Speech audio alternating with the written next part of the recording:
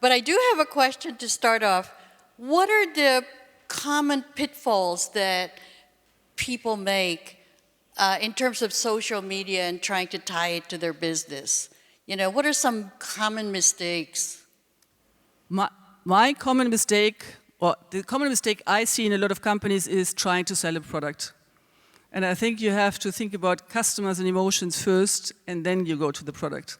But a lot of people, and especially men... Say that slowly, okay? But too quick. Yes, you're too quick. I think it is very important to not try to sell a product, but sell emotions. The story. The story, yeah. Okay. I say it a little bit different, but basically the same what you said, Monika. You have to define your goal first. Do you want to emphasize the brand? Do you want to sell a product? Do you want to tell a story to do all of this? Please be very, very specific. What is the goal you want to achieve with the social you put out there? Great. You have to tap into culture. The only way to survive today is to become part of the cultural conversation. And guess where that is taking place? It's taking place in social media. So to become part of that conversation is not about pushing your brand. You have to pick up cues from people and then jump in those cues, adding something from your part. And that becomes, that's what we call creating content at the speed of culture. Whose culture? Culture Young people? is what people talk about. Culture Boomers? is... Huh? Whose culture? In other words, there are all kinds of people. Is it young people's culture because you want the younger customers? Is it the boomer population because that tends to be the people who, you know, whose culture? So as we said at the beginning, your social media has to be strategic. You have to define who your audience is. And once you are clear about your audience, you tap into what that audience talks about. And then you become part of the conversation. You smartly intersperse yourself into the conversation by adding fun, interesting, entertaining, whatever, useful things. It's a very different thing to become part of a professional, let's say, LinkedIn conversation than to become part of a TikTok conversation, right? Those are very different things. But it depends on who your audience is and who you are trying to engage with. But either way, you have to become part of the conversation. It's the only way. Okay. Hey guys, hashtag, okay, GSW 2025. Don't forget, send all your stuff. Okay, let's begin. Okay. Hi. First, I want to say thank you. It's been really, really insightful. My name is Gloria Lorenzo. I have a small startup. We are creating AI-based videos to teach people in Africa how to use the telephones when they don't know how to read or write. We only went live a couple of weeks ago, and my big question and my big challenge is the algorithm. The algorithm to Facebook, or we're using Facebook, TikTok, and YouTube. But I've been listening to many, many influencers, many people telling you this is how you do it, so the algorithm is promoting you, but we're not finding the way. So what would be your recommendation to get to know how the algorithm of all of these platforms can help you to promote your business? So as I said, we work with a lot of small and medium businesses, and I would say the wrong thing, that we have somebody to teach and learn and help every single of the businesses. We have a lot of self-learning capabilities, we have a lot of training, we have a lot of videos, and we have a lot of Facebook groups. So what you should do is really join a Facebook group, because in this Facebook group, people, thousands of people can help you out, and we have been in the similar situation than you have been, and they can give you great tips and tricks, how to evolve this and how to make this a success. So my humble advice, Of course, we can have an offline, communication and a little meeting after this panel. I'm happy to help you. But in general, tap into these resources and tap into the communities because they're really expert and they have been where you are right now and have been on the journey. That's not a bad idea. By the way, I should say Gloria was the former VP at Oracle and decided to, goodbye, I'm doing my own business and in Africa. So thank you for that. So that gives me even more reason that we talk later. I'm happy to help you. I wanted to emphasize that because I think what helps a lot is not only community building offline like we do today, but if you're trying to do something and tackle like your challenge, try to find a community of people, women, whoever who can help you, because they will also help you on social media and then give you the tips and tricks that will improve also your appearance over the time.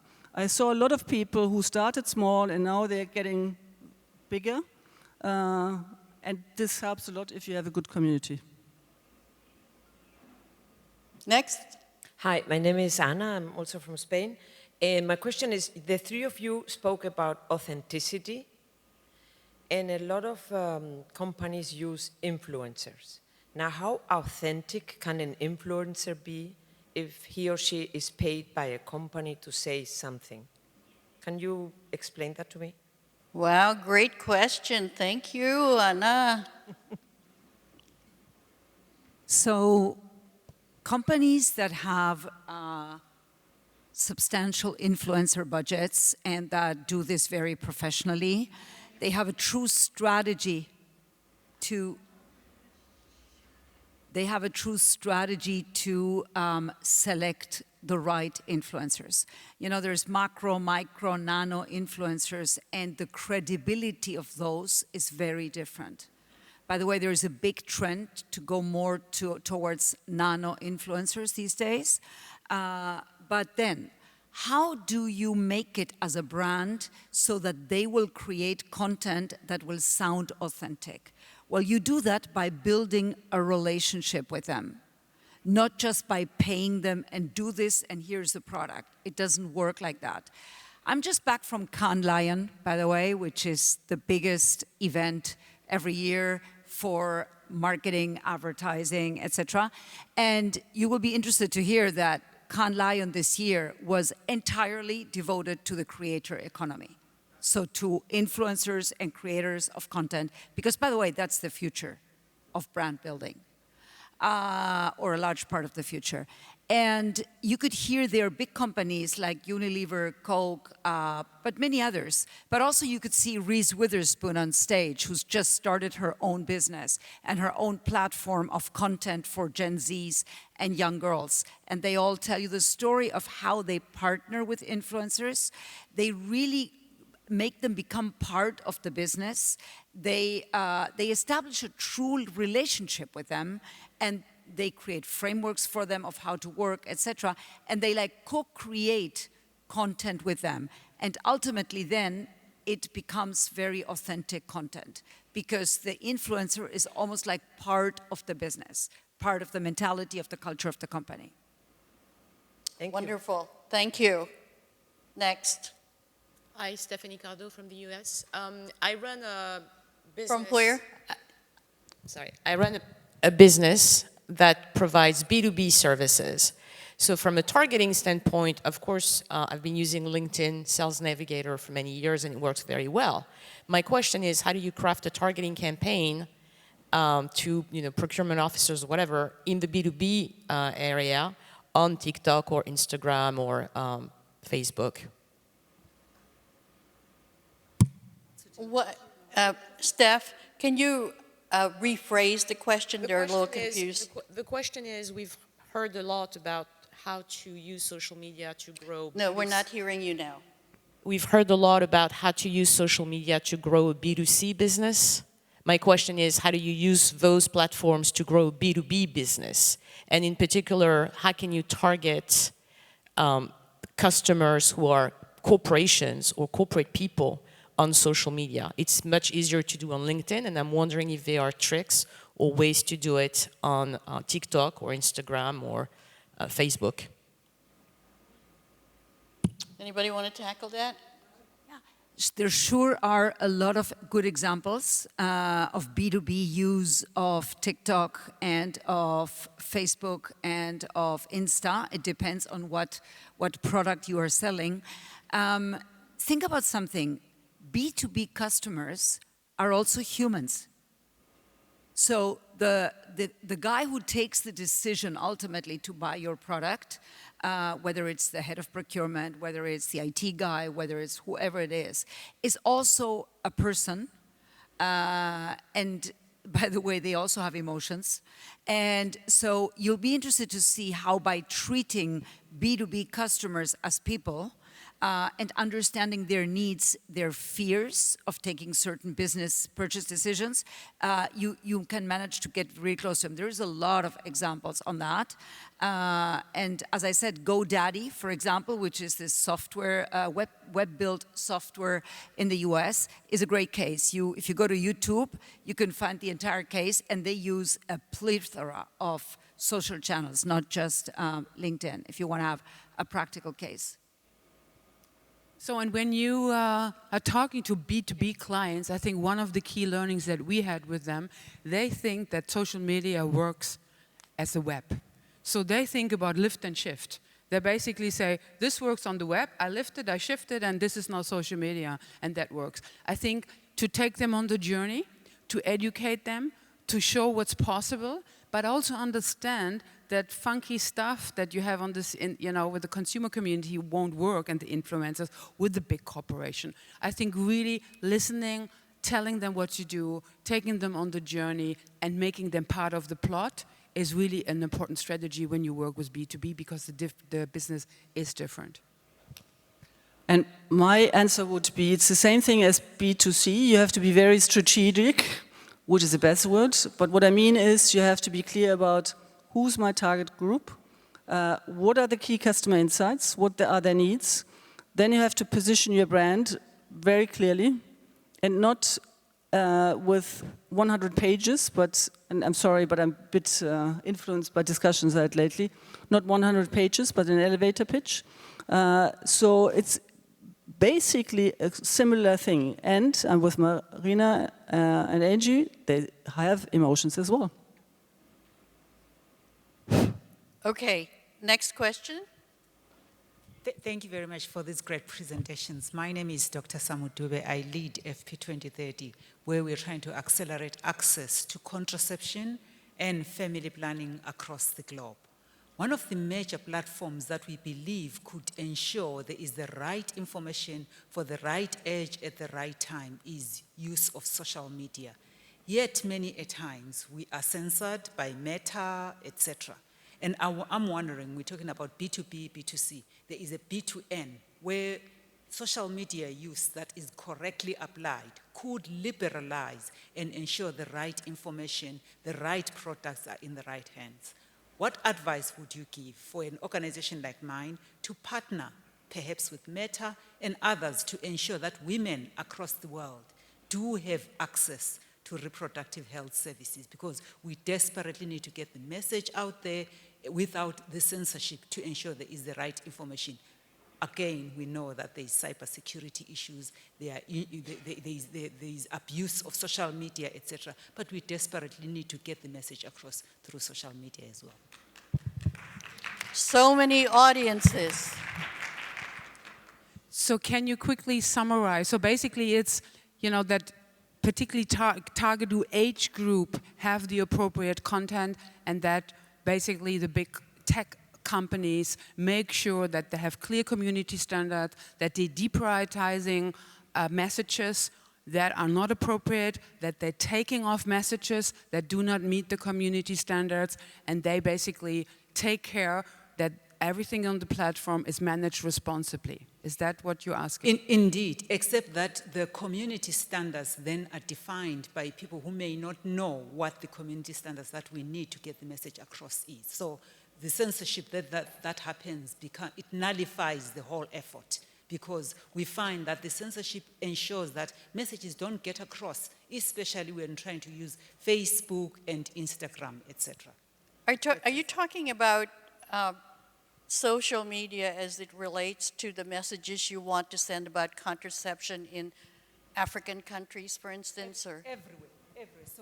Everywhere. Our role is a global initiative to ensure that we get messages, we get products, we get the gaps that are happening in the market out there. But often this gets censored. So we need to partner differently with the people on the other side of the table, understanding the problem that we're trying to solve.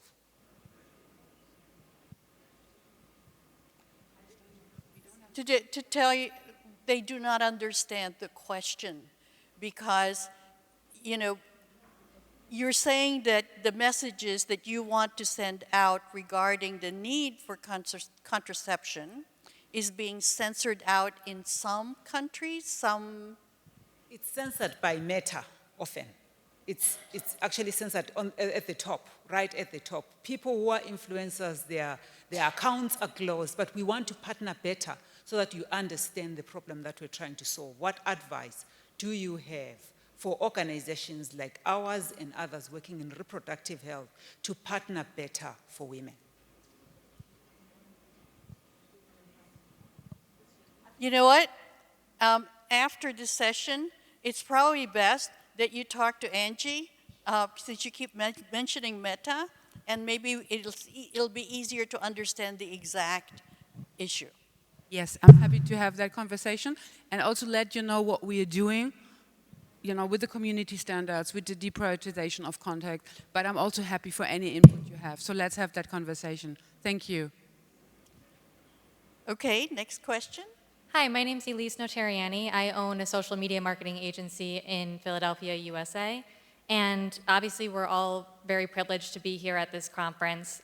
What should we be posting on social media to best leverage this experience for our personal and professional brands? Is that to me? It could be. Anything.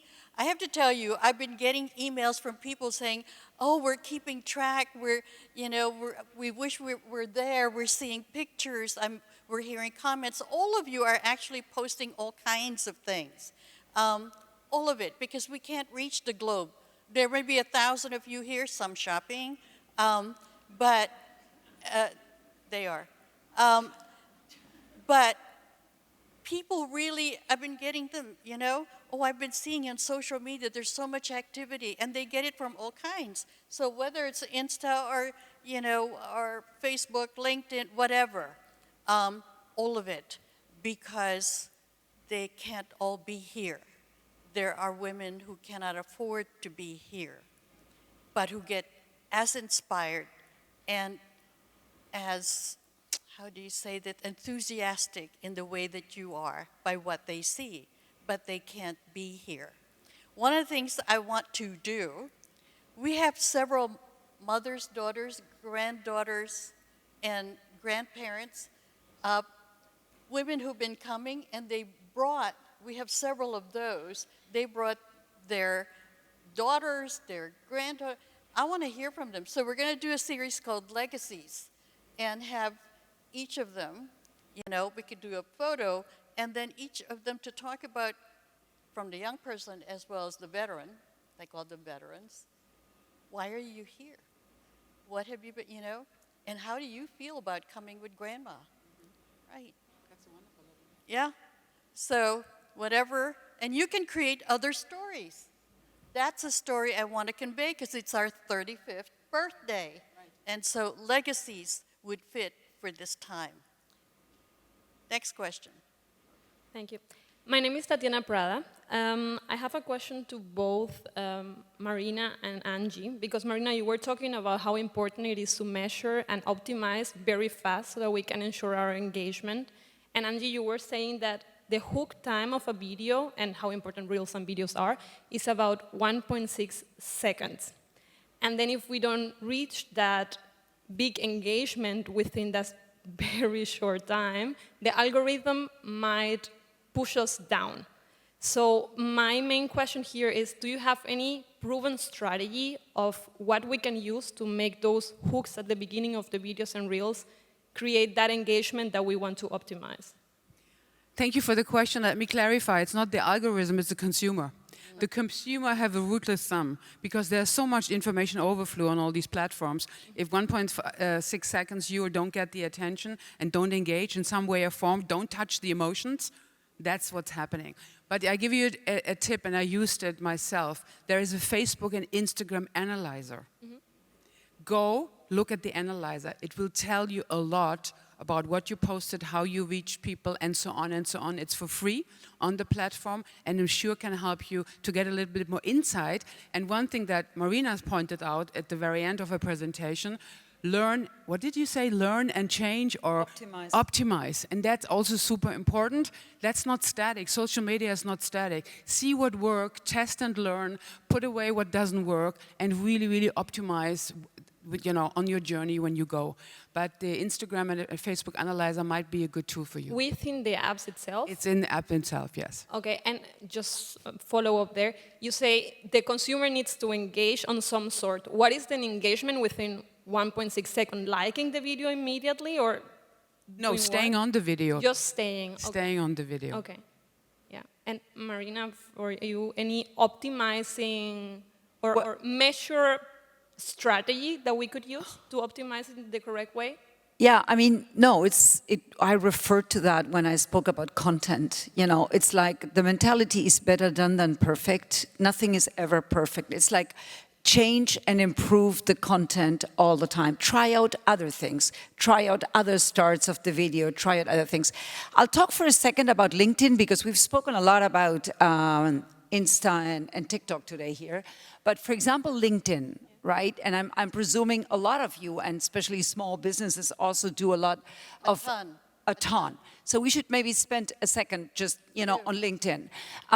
You have realized, of course, that LinkedIn has changed dramatically in the last 6 to 8 months, that they're pushing video very hard.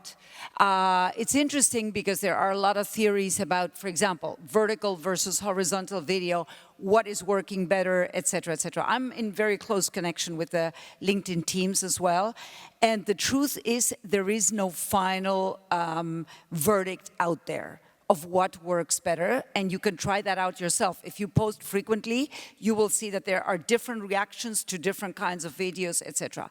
What is true is that in LinkedIn, like everywhere else, video is of the essence, short is of the essence, right? And engaging someone in the first 3 seconds of the video, even on LinkedIn, is of the essence. So you got to really figure out your script so that, the first 3-4 seconds are really very, appealing or very engaging to the type of audience that you want to communicate with. And if you want to see good examples, there are people out there who are complete pros, like, Scott Galloway, for example, right? Scott Galloway kills it with the videos on the internet. You want to see someone like that, and other many people that are out there and that are creating video every day. And then you study those formats as a small B2B business. Take a look and think about what your version could be. And then the other thing I want to say is that authenticity also equals showing vulnerability. Vulnerability works incredibly well on LinkedIn. And when people tell their honest stories of, how they're building the businesses, and not everything is about how well you're doing and how successful, and that's actually not so appealing, how well you're doing. What's more appealing is the struggle and how you overcame the struggle as storylines on LinkedIn. Thank you for bringing up LinkedIn, because for the summit itself, LinkedIn is our biggest population overall. So how about giving these terrific women a big hand to thank them for their expertise.